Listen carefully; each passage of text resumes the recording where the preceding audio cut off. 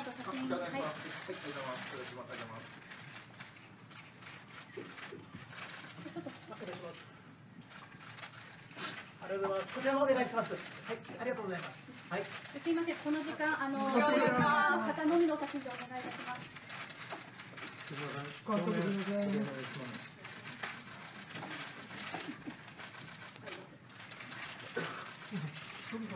じゃあ一旦この本ちょっと一旦お持ちになっていただいてよろしいでしょうか。ありがとうございます。正面お願いします。こちらです。監督します。お願いします。ありがとうございます。すみません、こちらお願いしますので上です。ありがとうございます。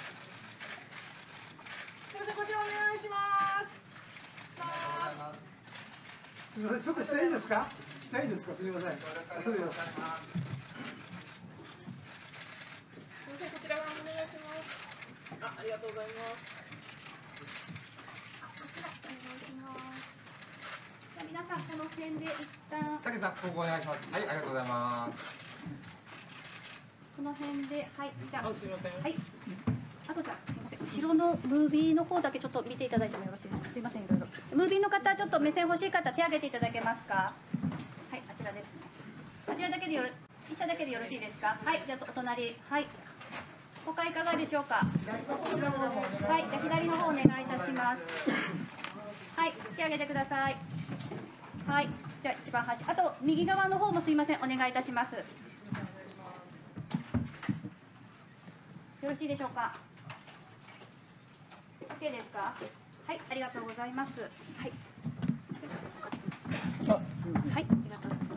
ます。Hi, everybody. Welcome along to our little press conference today. To nobody's surprise, a lot of people have turned up for our guest, Beat Takeshi.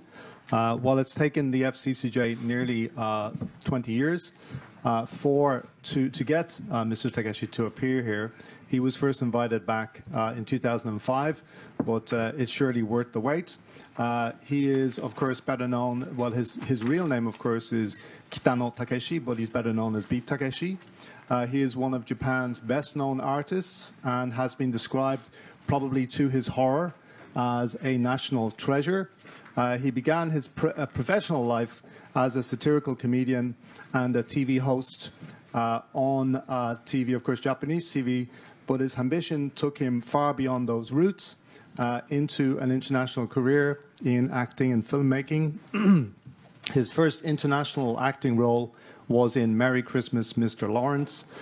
when he played a camp guard to David Bowie's Prisoner of War. He has evolved into an acclaimed writer, director, poet, artist, and he is best known, of course, outside Japan as a filmmaker of mainly Yakuza and crime movies. His directorial debut was Violent Cop, which earned him a reputation as an anti-hero in the sort of Clint Eastwood mold.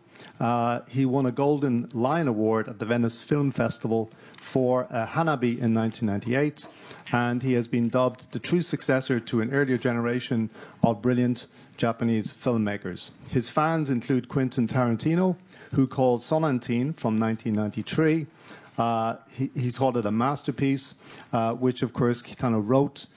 produced, directed, and starred in. His movies are often marked by disorientating, perverse bouts of comedy, extreme violence, and farce. His latest, Kubi, is a samurai movie set in the Warring States period. It's adapted from the book that he wrote, which is here, of course, on the counter. It will be screened in Japan from next week.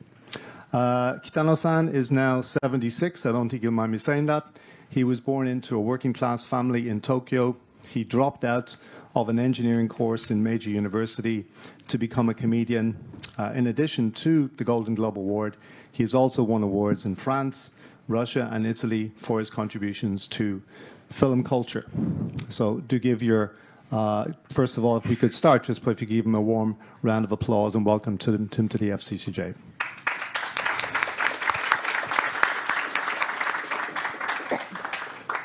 Now, the preferred format that we decided on, our interpreter today, by the way, is Mary Joyce. Thank you very much. The preferred format that Kitano-san requested was a kind of a start with a Q&A, and then we will open between me and him, and then we will open it to the floor for everybody else. And the questions have been given to him in advance, so he kind of knows what's coming. The first question will be about his earlier work. So an older generation, is いいですか? はい、大丈夫です。はい。An older generation of Japanese will know Kitano-san from stand-up comedy. Others will know him from movies. A lot of other people will probably know him from his art. What I wanted to do is start today by asking him, out of all of that body of work, is there anything that you would single out? はい、では最初の紹介を省略させていただきます。早速司会者の方からの質問から始めさせていただきますが、まず一番最初に北野さん、上の世代の日本人の方は漫才でもちろん一番していると思いますし、海外の方ですと映画で一番している、またはアートの方で美術の方で一番しているという方もいると思いますが、そういったさまざまな作品の中で特に印象に残っているというものはどういったものでしょうか。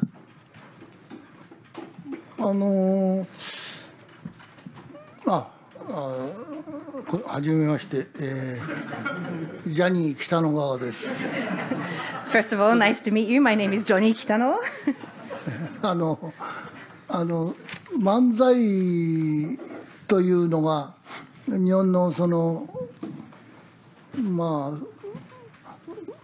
スタンダップコメディって言うと向こうがアメリカとか欧米は一人なんだけど、日本は漫才というローレル・ハーディンとかアボット・コステロとかそういう感じの お笑いが普通なんですけど、その漫才は一番芸能の世界で入りやすかったという感じがあって、今思えば、漫才というのはやっぱりアスリートというかものすごい体力がいて若くないとできないというのがあって、40ちょっとでもう頭が追いつかないというか体力がないのが分かって、ちょっと映画でもやってみようかなと思って映画とかいろんなものに手を出すんですけども、本当のこと言うといろんなものをなぜやるかというと、何やってもダメだということで手を変え品を変え、なんか自分に一番ぴったりするものを模索していたということで、結局今日までこうなっちゃったということで、あまり自分の仕事には満足というか、よくはそんなに満足してないなという。So manzai, of course, is what could be thought of as the Japanese stand-up comedy. In the United States, maybe stand-up is often done by just one person, or there are also the forms, for example, groups such as Abbott and Costello and these combinations as well. In Japan, also, of course, this is also usually done in this combination format as well. But actually, manzai, this kind of Japanese comedy, was perhaps the easiest form of entertainment to actually get into, to become involved in. But when I think about it now, manzai is something almost like a sport. You need to be like an athlete to be able to do this. You need a lot of physical energy in order to keep that up. So this is something which you only really can do when you are younger. This is why when I passed around 40, I started to think or feel that my mind and my body was not necessarily able to keep up with what was needed for that. So I decided to try my hand at filmmaking from there. And from film, also become involved in other different forms of work as well. To be honest, I think that all of the different things I tried, perhaps I wasn't necessarily so good at any of them. So I just kept trying different methods, different forms of art, and searching for the form that would match or fit myself in the best way from them. And that's kind of what's led me to where I am today. But to be very honest, I wouldn't necessarily say that I'm particularly satisfied with my own work till now. Thank you. I teach at a women's university in Tokyo, and when I said I was going to meet you, the word that I heard often was kawaii, right? Like, because you have this image, I think you have this macho image. in Japan. And I just wonder, I read, and I was very surprised to read that you had quite a serious upbringing. You were not allowed to read comics or watch movies, and your mother made you concentrate on studying, if all of that's correct. And you were going to be an engineer. Why did you rebel against that path? 私は東京である女子大学で先生をしているんですけれども、その学生たちに今度北野さんに会うんだよというふうに言った時に、一番よく学生が言った言葉は怖いという言葉だったんですね。多分日本の中で怖いイメージがあるというようなことだったんですけれども、子供の時のお話を一度伺った時に、少し驚くような内容だったんですけれども、非常に真面目な子供で、漫画も映画も禁止されていて、お母様からもう勉強ばっかりするように言われて、それでエンジニアにもなるつもりだったというふうに聞いたことあるんですけれども、そのような道に背を向いた理由はどういったものだったんでしょうか。よく言ううちのおふくろは教育ママだったんですけど、自分はなぜか数学が得意で、数学はいつもいい成績なんで、おふくろが喜ぶんで、いつの間にか数学しかできなくなってしまって、他の科目はあまり勉強しなくなっちゃったんですけども、そういうことで大学行く時は機械科工学部を数学だけで受かったみたいなもんなんですけど、大学中にその当時は、自動車メーカー F1 とかホンダとかトヨタとか、そういう会社に入ってエンジニアになりたいなと思ってたんですが、どうも考えると技術者では大したことないし、もしかすると販売店の支配人がいいとこで車を作るような職業っていうか仕事にはつけそうにないということがあって、ドロップアウトっていうかやめてしまったと同時に、その当時は、世界中に、フランス行けばカルチェラタンとか、学生運動が華やかしき頃になって、日本でもいろんな社会主義運動というか学生運動があって、その影響を受けてやめてしまったっていうのが現実です。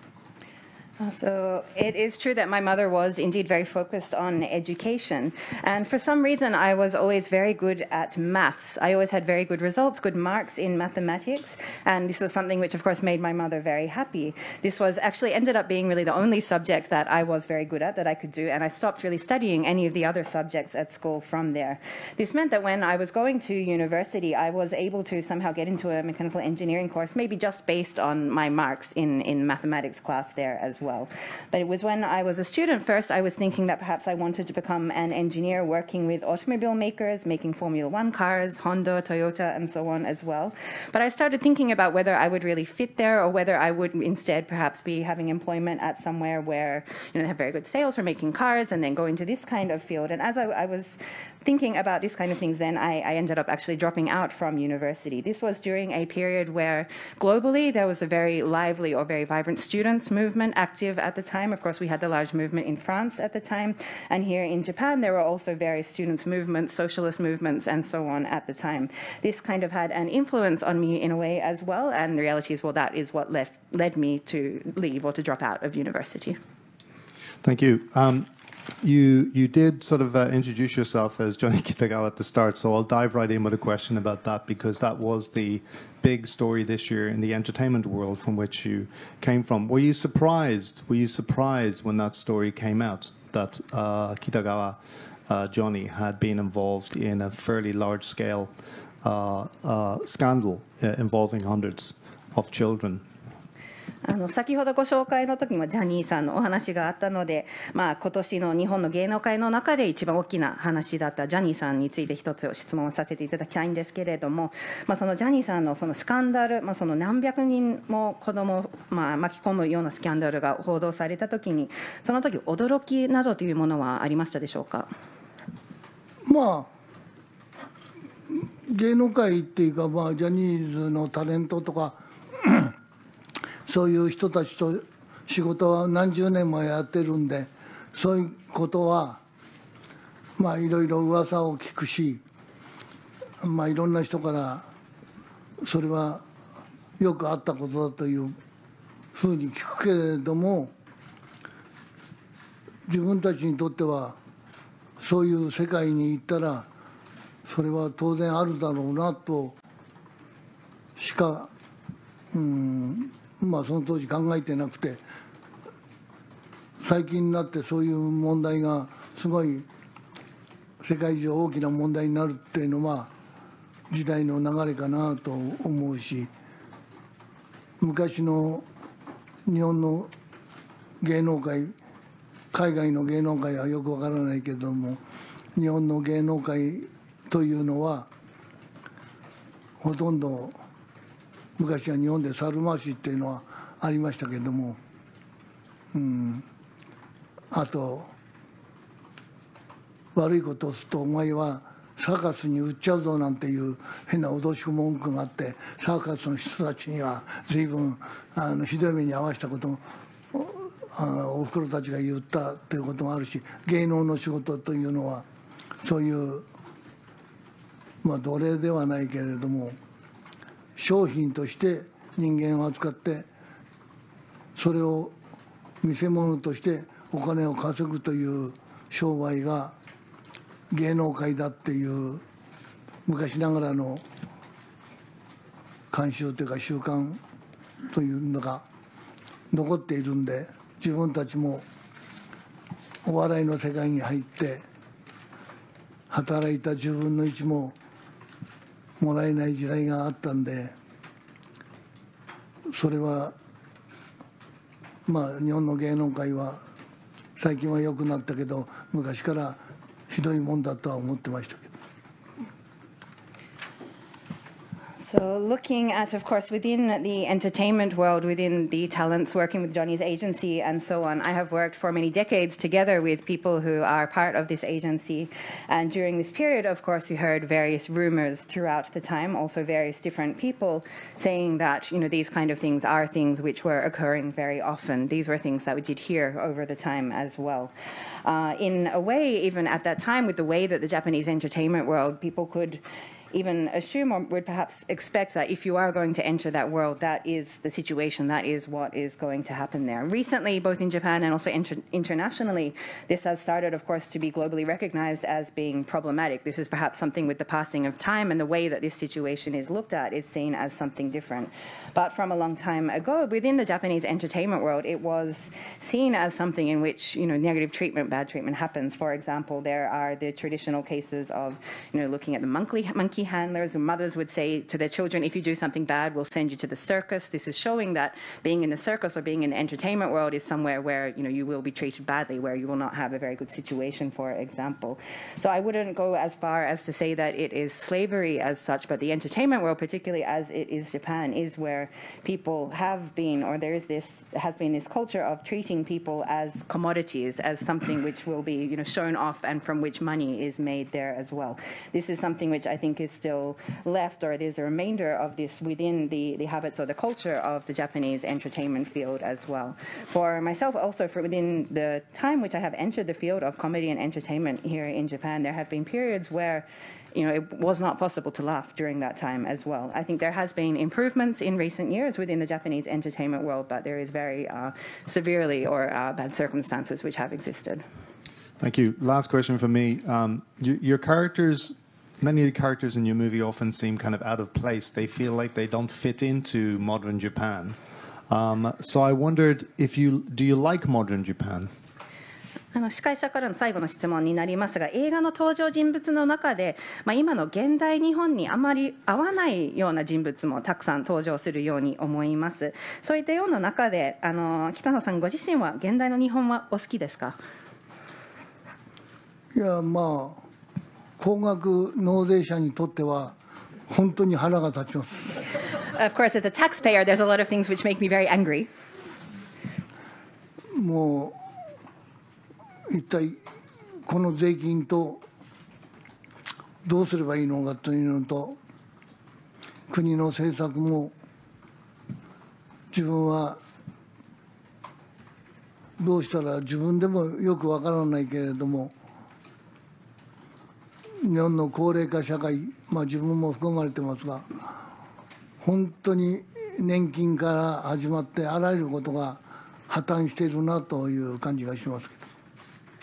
So, of course, being a taxpayer and looking at our taxes, where this goes or what should be done with this as well, when I look at the national government policies, of course, I myself don't necessarily have all of the answers, but looking at the Japanese aging society, which includes myself, of course, looking at pension and many of these other issues, there are indeed, many challenges. Thank you. So you're just going to really briefly introduce your movie, is that right? This is the new movie. You can see that Kitano-san is not only directing the movie and wrote the book, of course, but he's also acting in the movie. He wears a hairstyle a bit like mine.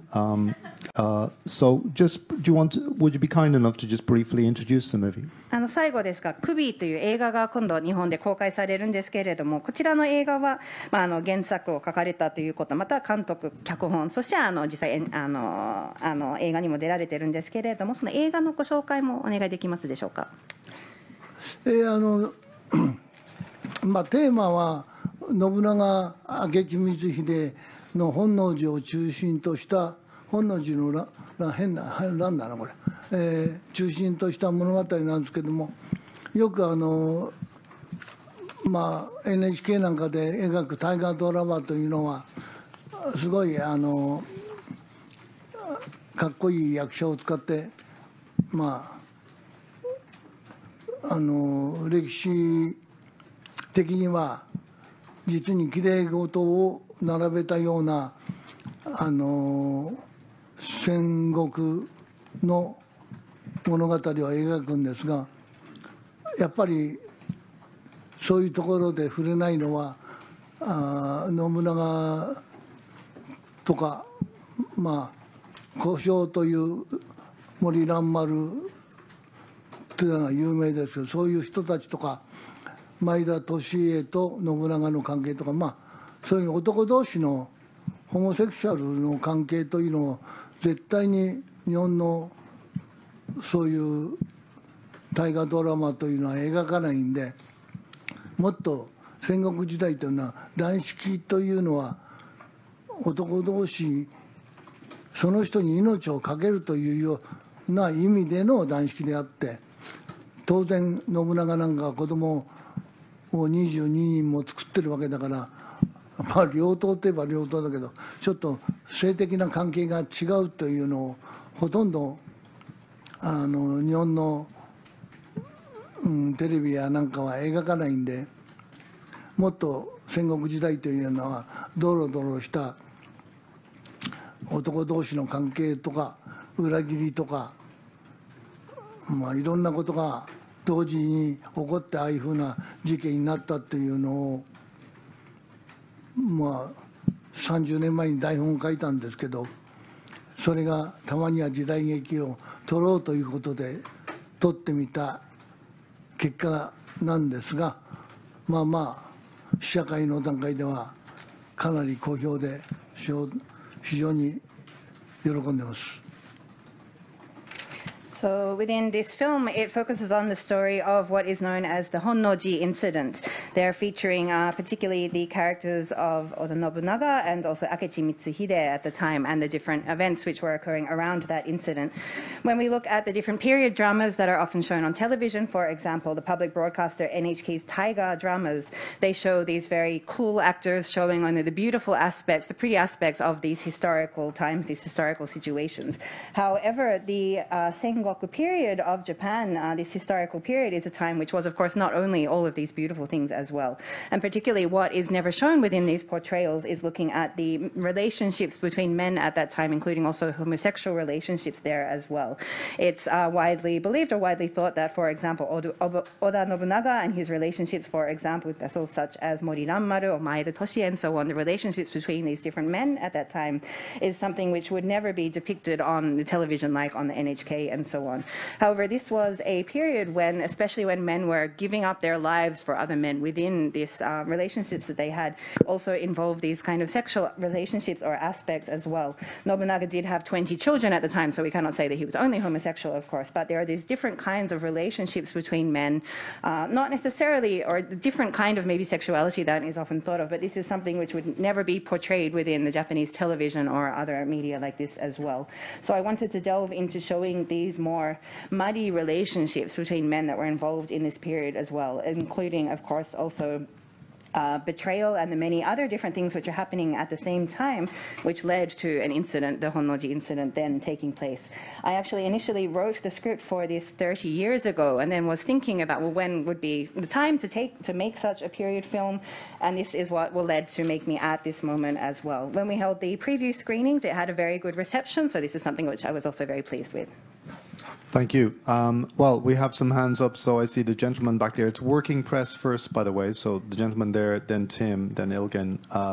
and the gentleman here in the front. That's the first four. And can you keep it to one question, please? Thank you. ご質問も一つずつお願いします。日本語でも大丈夫です。監督、ニコニコ動画の七尾と申します。よろしくお願いします。映画見させていただきました、試写で。大変映画史上に残る作品だと思います。質問させてください。当初ですね、4月の時の会見で、監督はご自身は出演するお考えはなかったと、周囲から説得要請されて、出ることになったということをおっしゃったと思います。そこでお聞きしたいんですけれども、演ずるビートたけしさんと羽柴秀吉はどう重なり合って演技に生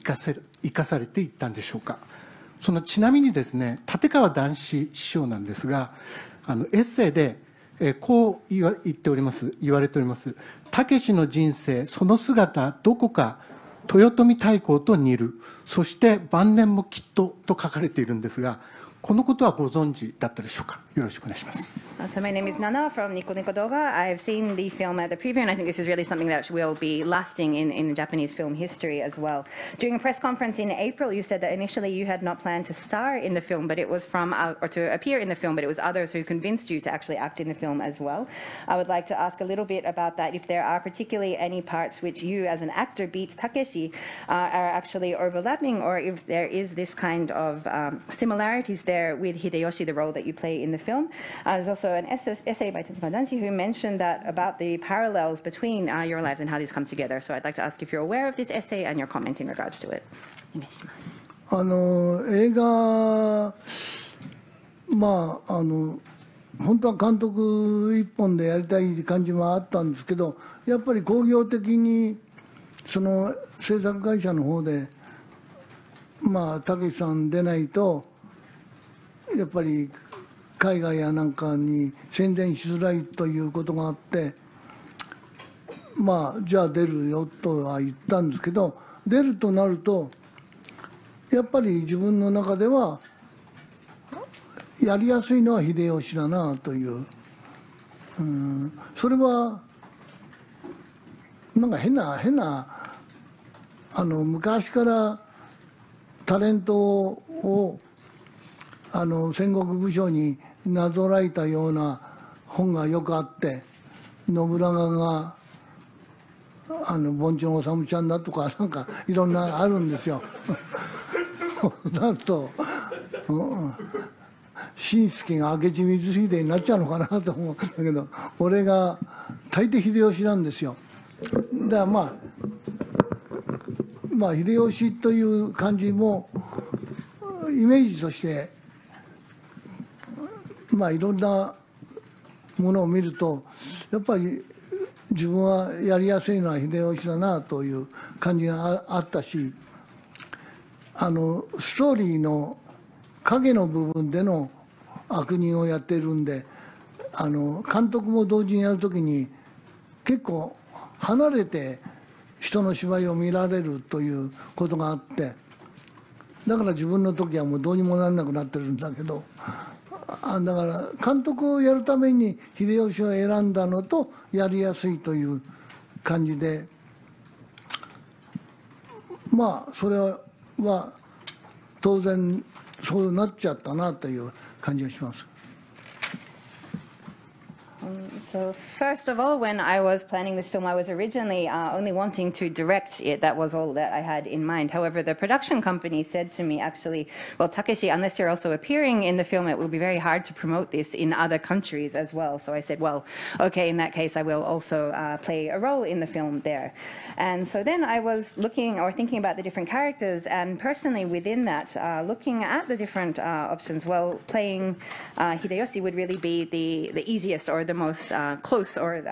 for me to play, I felt as well. This is something that, from a long time ago, there had always been comparisons made of different Japanese entertainers to characters from the samurai period as well, saying, well, maybe Shinsuke is Mitsuhide then. And usually, in most of these cases, everybody would always compare me to Hideyoshi. So in that regards, I think that as an image, it was perhaps something that was the easiest to play or the closest in that sense as well. There is also the fact that within the story, he's playing more of a shadow or behind role on there as well. And of course, when you're a director, you need to be then taking steps away in order to be watching the actor's performance, watching people's performance as well. However, you cannot do that for your own time when you are there acting there as well. So it was also partly the reason that I chose this role was also for the fact that I could take that step back, and it was a role that I could play while also being the director at the same time. So these were the two factors that came in for me to be in this role. Thank you. Tim is next, Ilgin, and then the gentleman in front. Tim Horniak, freelance. Speaking of acting and performing, did you ever find it to be challenging to move from some of these darker, violent characters that you've played in films and the really lighthearted slapstick comedy performances that we've seen on TV? How do you manage that? フリーランスのティム・ホニャクと申します。先ほどそのチャレンジなどという話もありましたが、た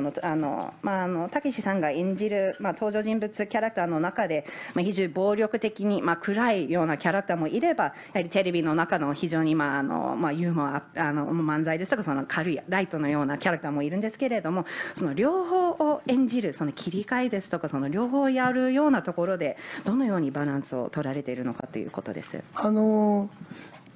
シリアスなこととお笑いというのは表裏一体っていうか、お笑いというのは悪魔だと思ってるんですよ。で必ず悪魔はシリアスなと、結婚式とかお葬式とかみんなが緊張するようなところに必ずお笑いっていうのを忍び込んできて、お笑いに持っていってしまうという。だからチャップリンの言葉ではないけれども、ホームレスの人がバナナを踏んで全て倒れてもそんなにかわいそうだと思うけども、プライムミニスターっていうか偉い人、総理大臣とかもっと上の人がバナナを踏んで倒れるとみんな笑うという。だから暴力映画もそうですごいシリアスなシーンを撮ると同時にそこに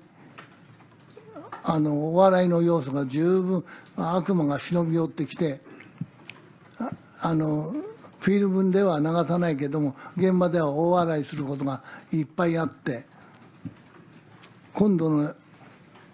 作ろうとする映画は暴力映画におけるお笑いというテーマで今制作に入ってますけど。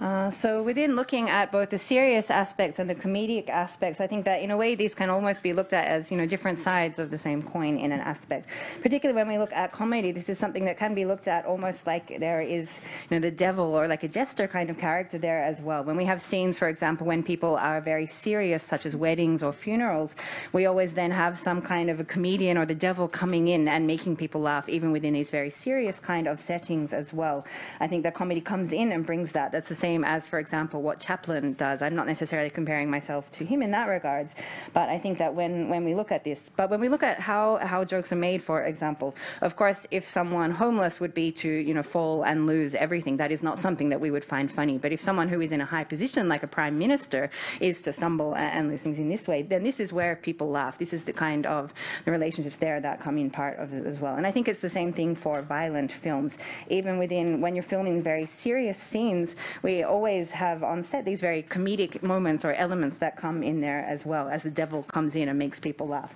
These are not necessarily things which are actually included in the final film, which are seen in the film itself. However, on set, there will be a huge amount of laughter from people in these kind of moments as well. Actually, the next film, which I am currently working on, which is now in production, is on the theme of comedy within violent films.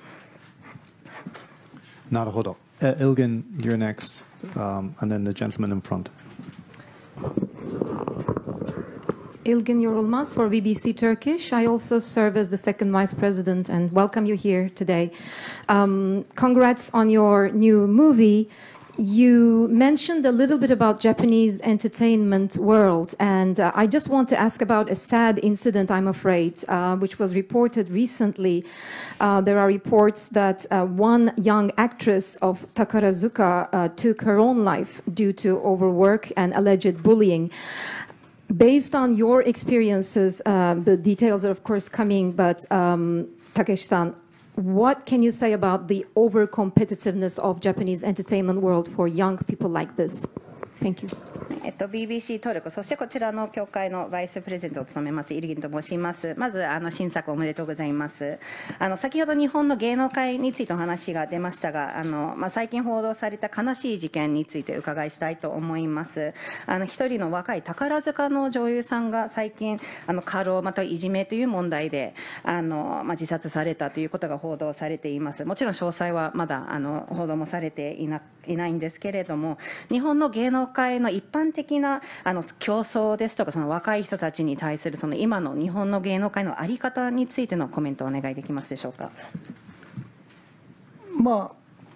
いろいろ日本の芸能界も、戦後は在日米軍のために、タレントを出して歌聴かせて流すような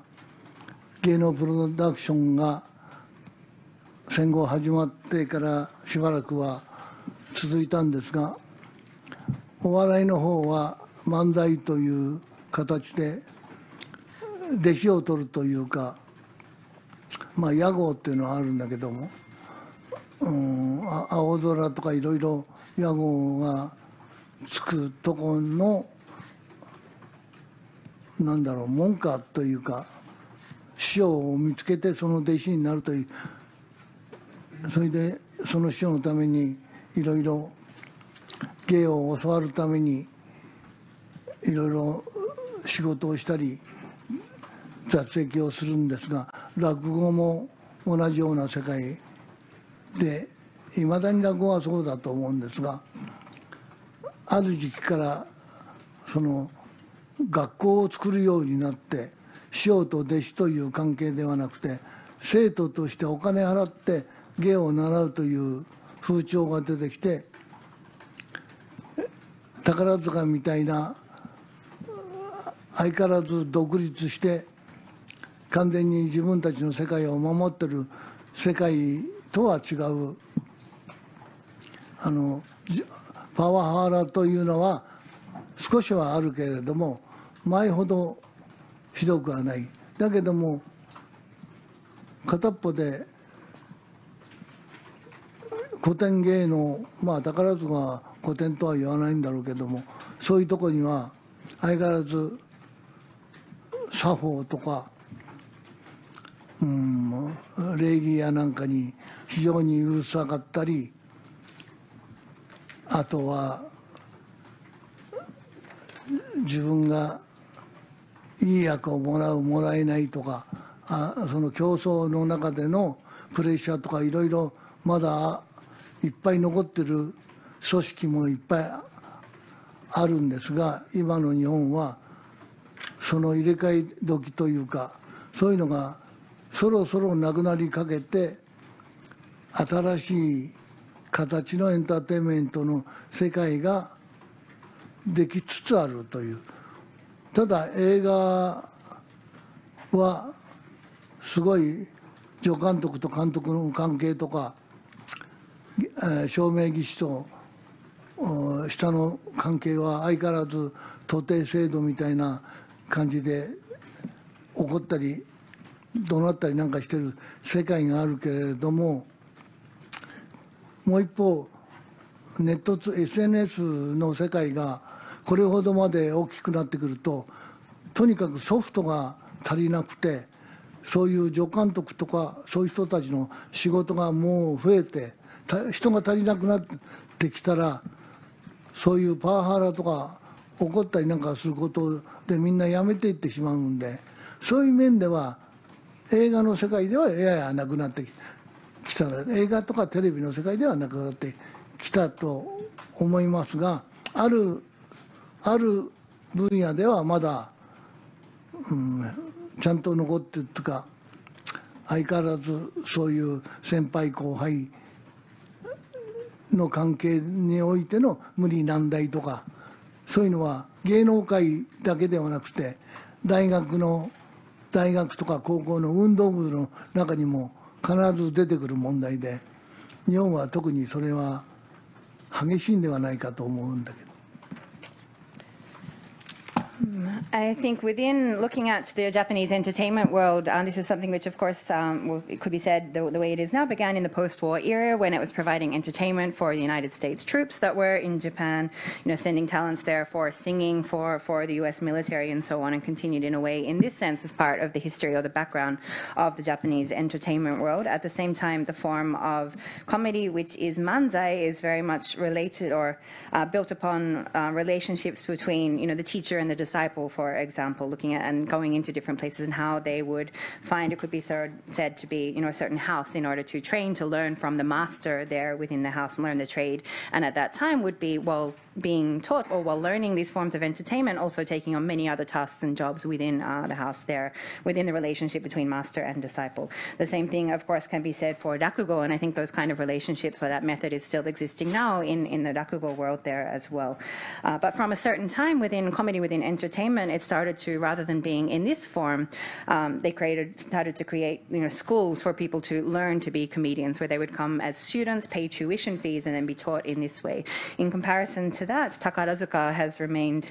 independent in a way, protecting its own world as something different from the outside world. And I think in that regards, there is certainly to some extent a level of this issue of power harassment within this world as well. Perhaps it's not as bad as it was in previous times. However, at the same time, when we look at the traditional arts within Japan, not that Takarazuka would fit within that category, but within such places, there is looking at this focus on the methods or discipline and so on. Also looking at the kind of pressure or competition in order to try and get a good role within this world and so on. There are many organizations or institutes within the entertainment world that are still very much functioning with these kinds of structures or these kinds of way. I think within Japan now, this is starting to disappear. We are really in a time of transition or a time where this is shifting, and there's a new form of the way of being for the entertainment world is starting to develop at the moment. It's in transition period at the moment. But within the film world, for example, if we look at the relationships between assistant directors and directors, for example, or lighting technicians and the people working under them, there is still these very strong hierarchies. There is, these cases of yelling, very sort of acts there as well. But when we see also, as there is more development of social media, there is more other tasks. There's not enough people necessarily to fulfill these soft jobs that are needed within the industry there as well. Therefore, when there are not enough people, this also leads or it contributes in a way to this power harassment or people quitting from this field as well. So I think in that sense, while it is not, or it's starting to decrease within the film and television industries, these kind of situations certainly still exist within certain fields within entertainment in Japan. And what is not necessarily changing is looking at, well, still these relationships as between the senpai, kohai, the person upper and lower as well. And this is something which is not only limited to the entertainment field, but more broadly within Japanese society as well. If we look at sports clubs, for example, within universities or schools, I think these kinds of tendencies are particularly strong in Japan. Thank you, and thank you, Mary, for that marathon burst of interpreting. It's very hard to do. The gentleman on front, please.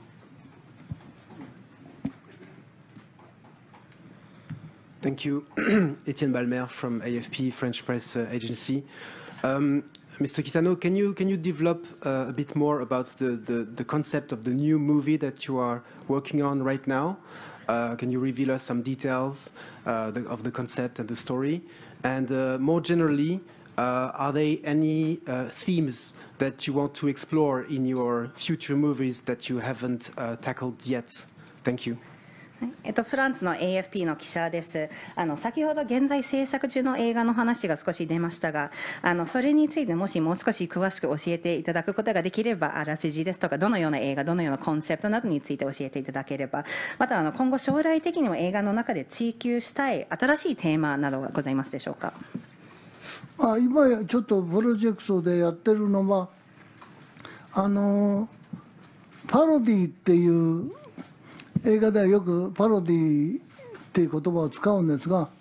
そのパロディこの映画はあれのパロディだよってお笑いでやる場合、その元が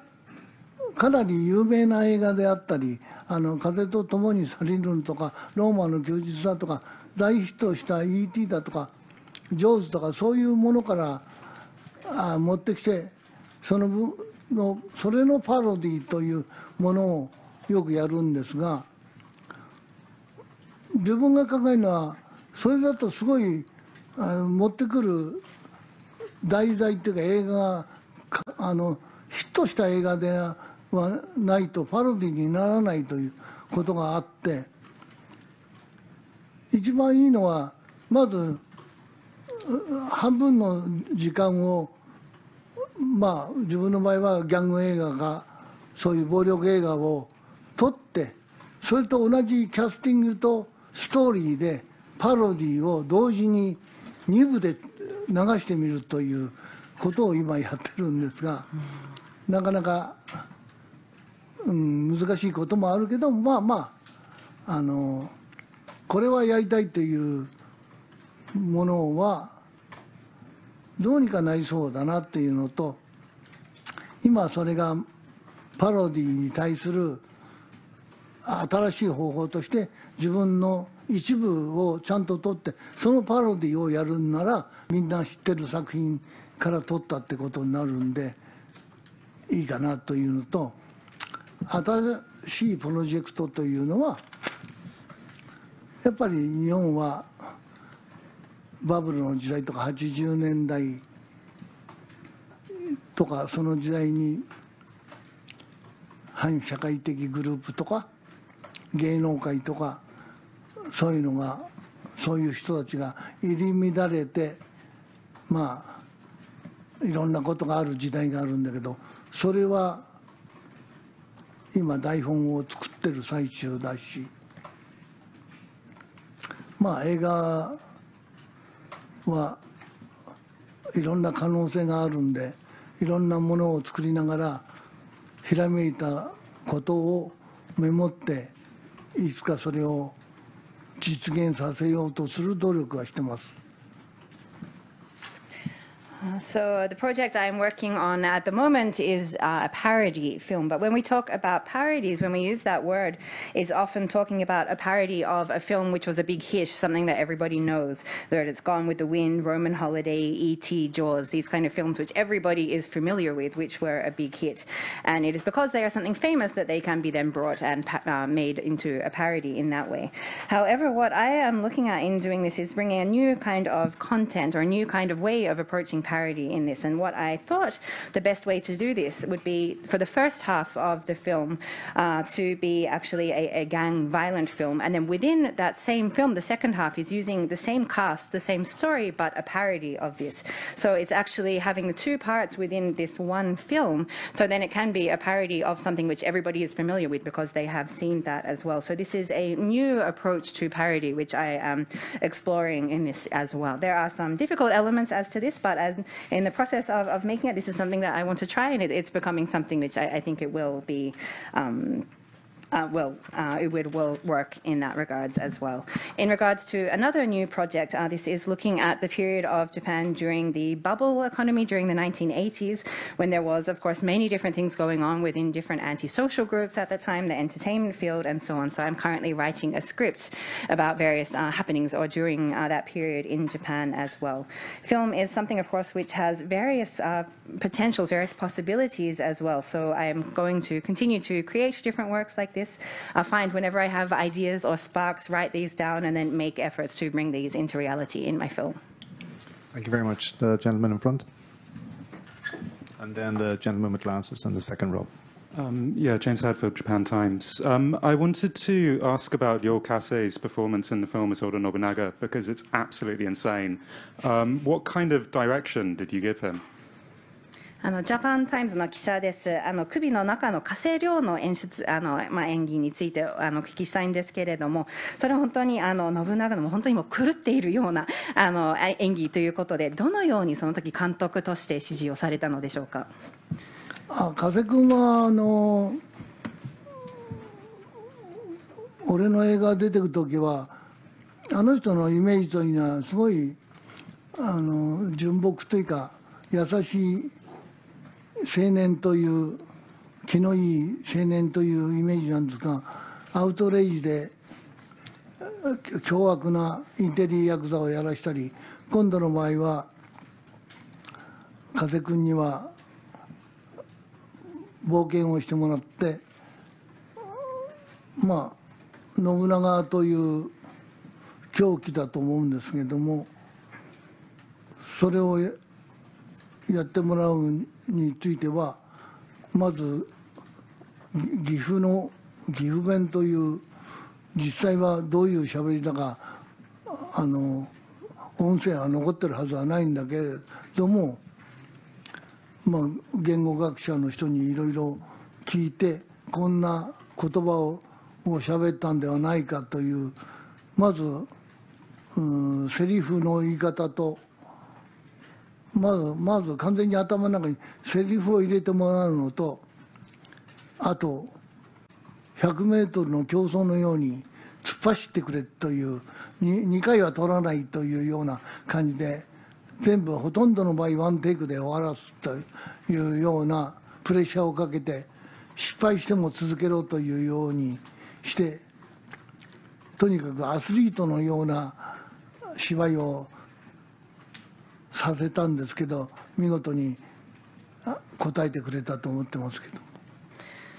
So Mr. Kase, his image is of someone who is, a very pure, kind young man is the kind of image which everybody has of him. However, in my films, I really try to, or have him take an adventure or challenge against this image as well. In Outrage, playing a very crazy Yakuza, or in this time, I'm kind of casting him in the role of the very wild Nobunaga in that regards as well. What I did first was looking at, sending from, Gifu dialect. Of course, we don't have original recordings and so on of the sound of how he would have spoken and so on, but worked together with a linguist to look at what kind of words, what kind of phrases and so on he would have been using. First of all, having him put to mind all of the lines and then look at how to say those in a way that would, so working with a linguist in regards to that. Then the next element was really having him or directing him to act like an athlete as well, almost like in 100-meter sprints. He would say, run now. We're not going to film this twice, where almost everything in the film was actually done just in one take. And I would say, even if you fail, even if you don't do it well, we're going to keep the camera rolling. So really putting pressure in this way like an athlete.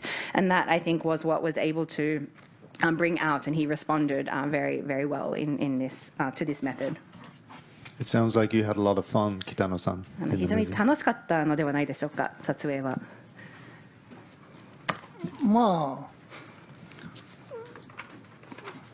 なかなか、制作者側とうまく関係がうまくいかなくて苦労した部分はあるんですが、制作現場は北野組といって照明さんなんかは全部俺の映画しかやってない人もいるし、そういう意味では役者さんも前から俺に協力して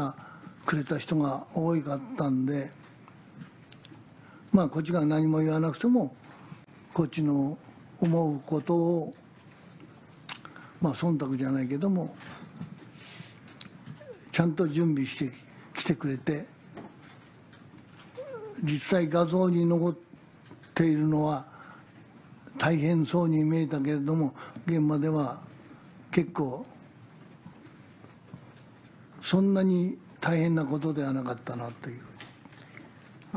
In the production period, there was various challenges in regards and with the corporate side of things. But on the set, looking at not only the actors but also the crew who were involved in the film, for example, as we call them, the Kitanogumi or the Kitano group. Many of even the lighting technicians, for example, were people who have only worked on my films, who only do my films, for example. And the actors, in that sense, were almost all people who, from quite some time ago, have all worked with me or cooperated with me for a very long time. Therefore, that means even without me having to necessarily say it, they can understand what it is that I'm looking for or what I am thinking, not necessarily sontako or things where people are trying to read what the boss is saying and do it on behalf of them, but really preparing well and understanding what it is that I'm striving for there. If we look at the images of the film, it can look like something, perhaps it was very hard on set, but actually the reality of how things were on set was that it wasn't that challenging at the time.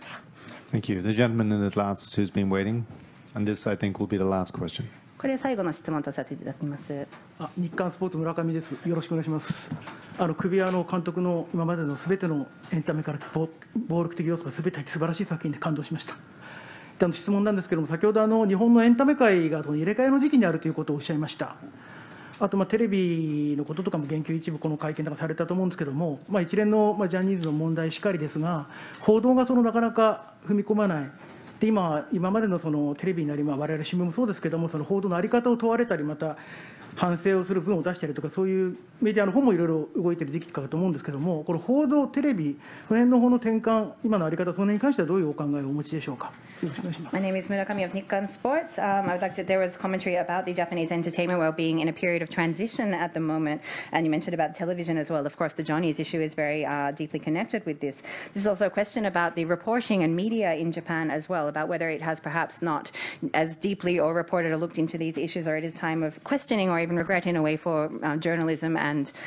reporting or media here in Japan as well. So I'd like to ask your commentary about the media itself or how reporting within this situation. エン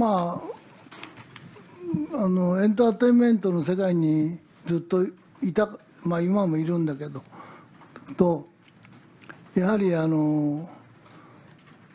メディアとその大手のプロダクションとの癒着というのは昔から目に余るものがあって、ひどいな。だからみんなタレントは大きな事務所に行って守ってもらおうとするのかなと思うんですが、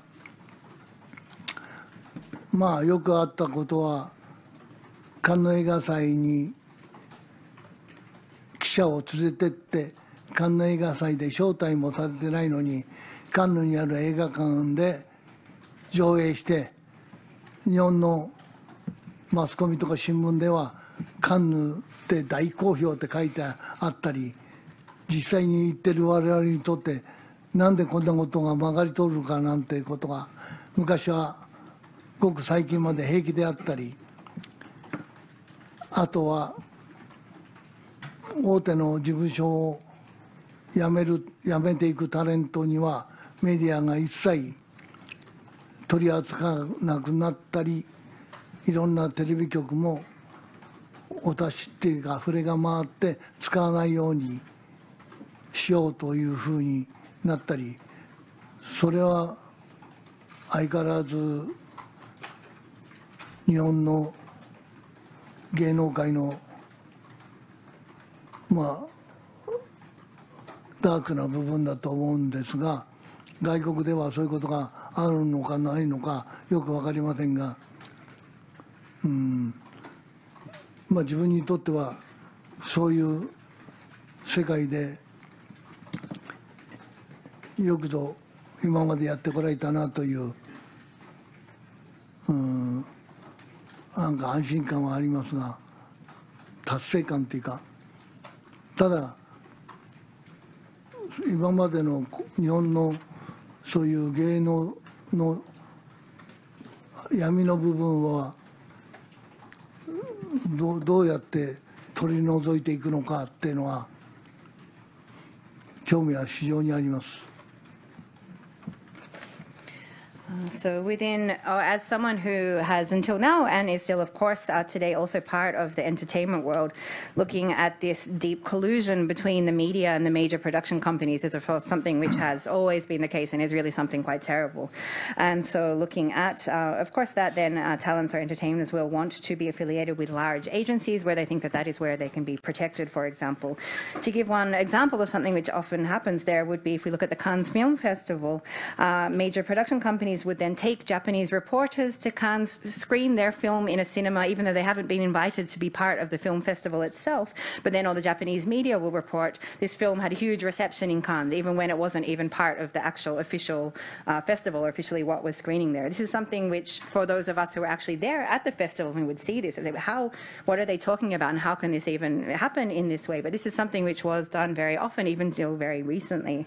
We also see the cases, for example, if talents quit or leave major agencies, then the media will stop talking about them, or television channels will stop casting them in their programs, for example. And this is something which I think is the dark side of Japanese entertainment, which is perhaps not necessarily changing so much. I cannot say whether this is the same case in other countries as well, or internationally, if this is similar or not. But personally, as someone who has come so far within this kind of world, I do now, when I look back, I can feel some kind of a sense of ease or achievement in the fact that I am here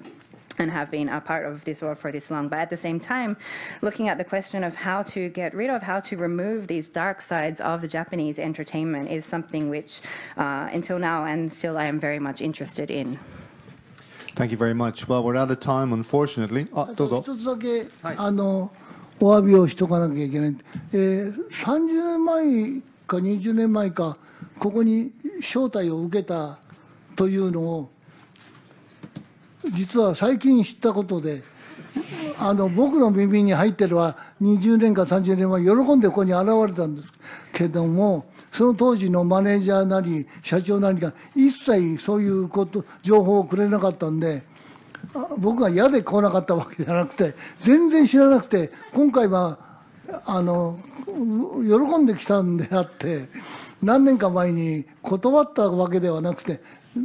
自分の耳には入ってなかったってことですから、今回どうもありがとうございます。とんでもないです。多分特派員協会は危ないだとかって言われたんじゃないですかね。変な質問書かれたとか。And one thing I would like to make an apology about at the end as well. You mentioned that I was invited here 20 or 30 years ago to speak, but this is actually something I only learned of very recently. If I had known about it at the time, I would have very happily come to speak here as well. I think that perhaps the head of the company or the manager at the time just didn't tell me about this. This information, this invitation didn't reach me at all. So it wasn't that I didn't want to come here. I would have been very happy to come and speak there. So this time as well, I want to make it clear, it wasn't that I refused before, it was just that I didn't know. And the question is, perhaps they thought that the FCCJ was maybe a dangerous place. And now you know, we're all a bunch of puppies, right? We're lovely. So thank you very much for coming, for gracing us with your presence. There's the new movie. It's called Kubi. It's out on November the 23rd. We wish it every success, and do show your appreciation to Mr. Kitano for finally coming to the FCCJ. Thank you very much.